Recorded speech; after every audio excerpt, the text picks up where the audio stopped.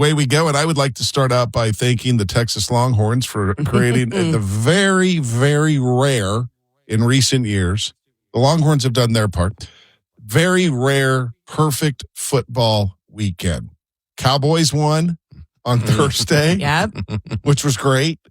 Longhorns beat the Aggies, which is fantastic. On Friday. Does it get any better if you're a Texas football fan? I don't think it does at all. So that was an exciting game. It was. I mean, I just feel like the Longhorns just opened up like in that game. Like they looked like the number one team they were preseason ranked as. They were awesome. Which is going to be, that's going to be the big discussion, for the next week or so. And Sandy, you know way more about football than any of us, but it's like, it's this weird discussion of should they be in the playoffs as a 3-loss team. But then 2 teams they beat are going to be in the playoffs. Yeah. But right? Alabama and Vandy, I think. They didn't beat Alabama. Oklahoma. And oh, sorry, we didn't even play Alabama. Oklahoma, that's what I meant. I was picturing the maroon there. Oklahoma. It's like, God, like, how do you make it's such, and Sark makes such a good case. I don't know if you saw his post-game presser. I did, but I can shoot a huge hole in his case. Okay, I'd love to hear it. His case was, don't penalize us for taking a huge non-conference game against Ohio State, who's number 1, right? Right. So do you take the alternative is to take cush games and then just get a good record. So if we didn't take that game, we'd be 100% in.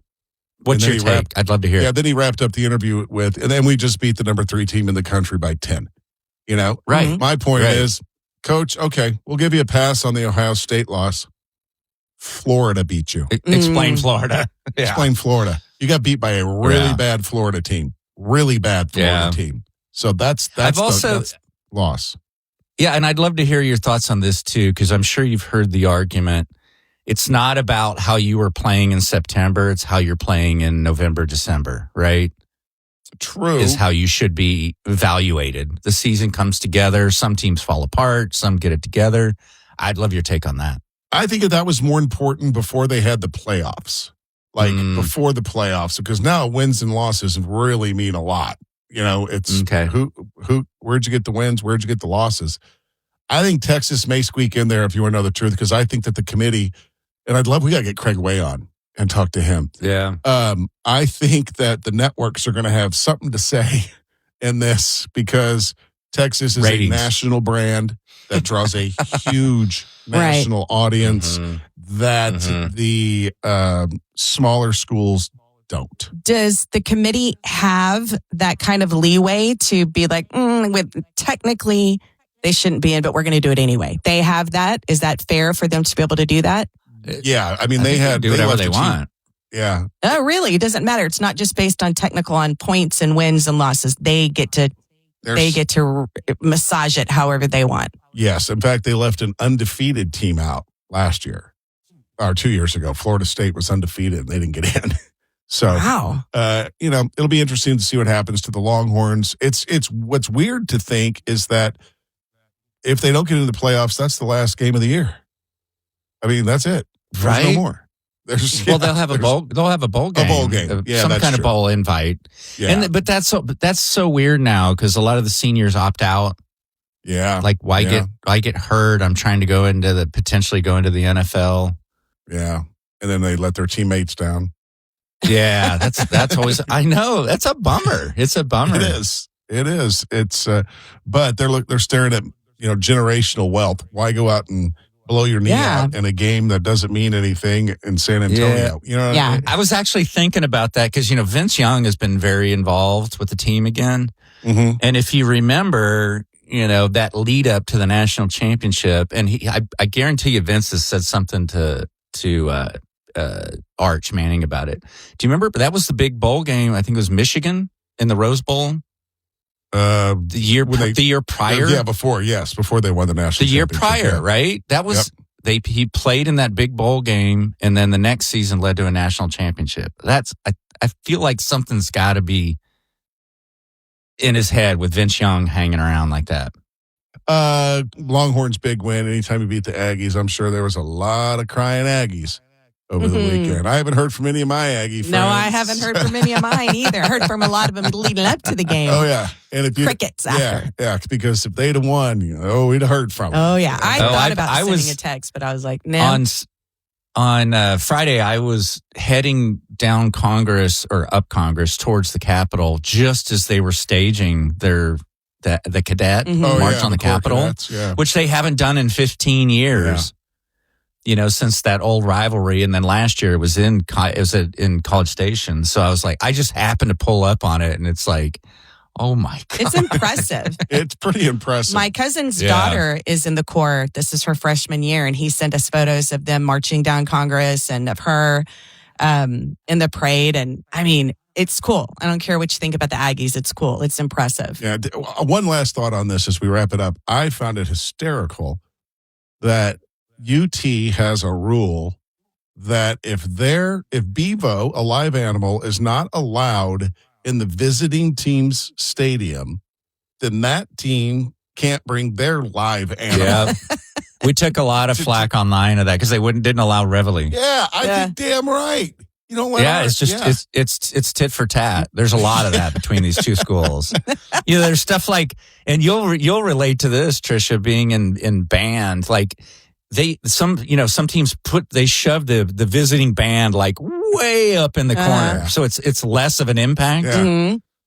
Just stuff like that. There's a lot of that goes back and forth. Petty stuff. And then did you see? I don't know if you saw pregame, but they were showing the Aggies dressing room. It looked like their dressing room. Did you guys have it underneath the stairs in your house when you were growing up? It was like a little, that's what it looked like. It looked like they were. Really? Yeah. Their locker room looked like it was stuffed into like Harry Potter where he got stuffed in there. And it was. And then you see the Longhorns dressing room and it's incredible. If I was the athletic director, I would take the opposite approach. I would make the visiting locker room so extravagant they wish they played here.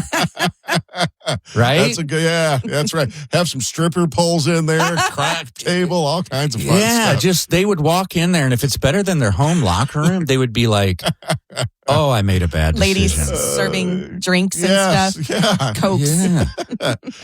Tricia's got the story we love coming up for us. What do you have? We're going to talk about what the Downtown Austin Alliance is offering everybody in the month of December to try and get people back into the downtown area. All right, stay with us. It's coming up. 1031austin.com. I guess I didn't realize that there was a problem getting people into downtown Austin, but there's some incentives to get people back into downtown Austin. Tricia's got it.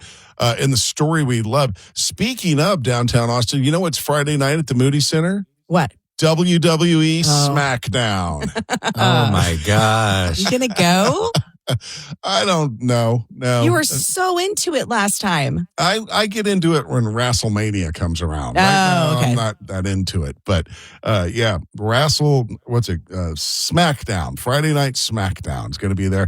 There'll be some 6-year-old kid there with a tank top that says "Suck it" on it, which is always fun to see. Love that. The stories we love.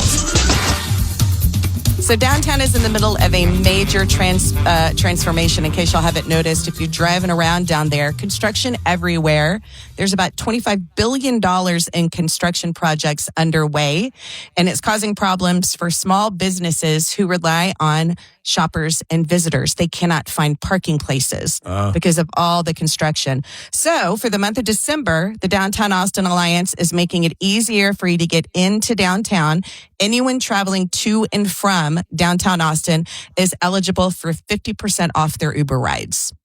When does this start? This is for the month of December, so it starts today. Visitors within a 30-mile radius of 6th Street can take advantage of the offer. It can be applied to rides costing up to $80, and you get up to 6 trips to and from downtown, which basically is 3 round trips. And all you have to do is go to the Downtown Austin Alliance website to get your vouchers. It's not unlimited. It gives you 6. Is like the city of Austin paying the difference? Like, why would Uber eat that? Yeah, I guess I think the Downtown Austin Alliance is the one who's who's Subsidizing making it. Subsidizing it. Huh. Interesting. Yeah, they just got to get people down there. There's nowhere to park. Well, I mean, the city took on the every road project in the entire area all at once. Yeah, let's do them all together. Yeah, I mean, it's crazy, crazy, crazy. I saw funny. Jamie, didn't you get approved for the Uber RoboTaxi? Yeah. Oh, this past week we were off, and I did finally get accepted, I guess you would call it, approved for RoboTaxi, which is the Tesla autonomous rideshare thing. Yeah. And so here's what's really interesting. So I did use it on a trip last week, a trip that would normally be in an Uber or Lyft, $25 to $30. Mm-hmm. $6 in the RoboTaxi. Whoa, $6. Yep. Is that an And it's funny, introductory rate?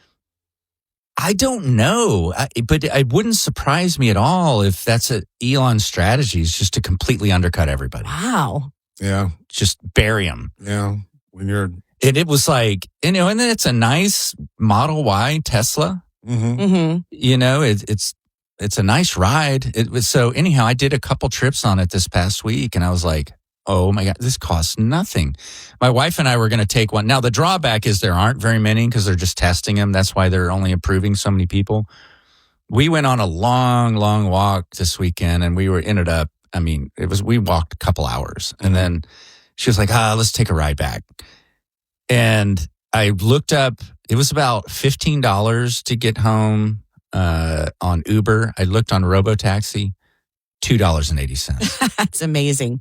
Wow. So when you. No, you have to wait a little longer until they have more cars. Yeah. That's what I was wondering. But if you're not in a rush. Approved, yeah, if you're not in a rush, I'm like the example I was telling you about last week where it was $20 less for the same trip I've taken many times. I'm like, I'll wait 20 minutes to save $20. Right.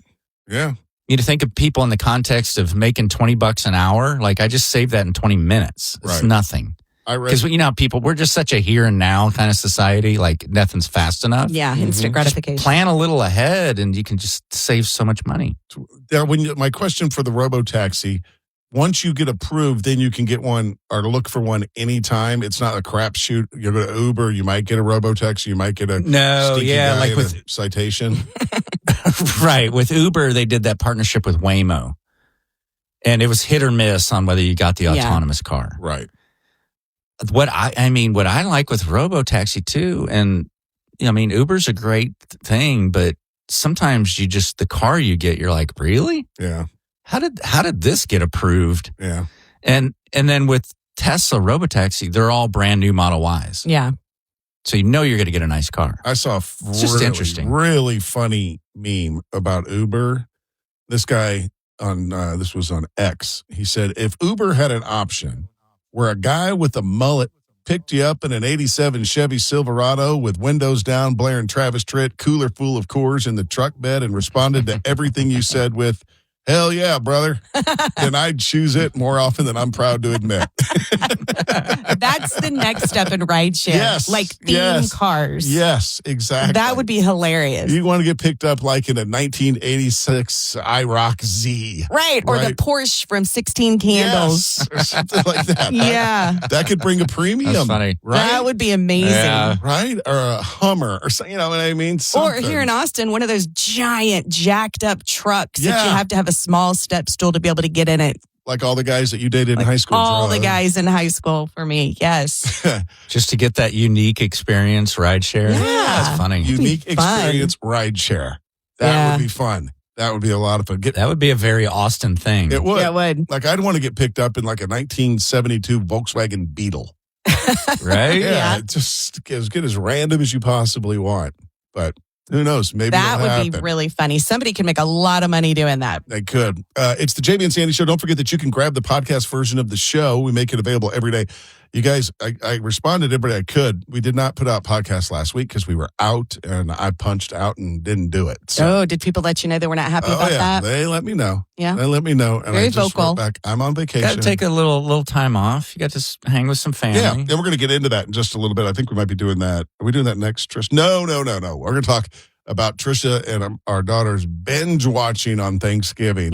They weren't the only ones out there doing it. Stick around, it's coming up. 1031austin.com. Well, that's it. Do us a solid and copy and paste the link to this episode and send it to a friend or two. Thanks for listening.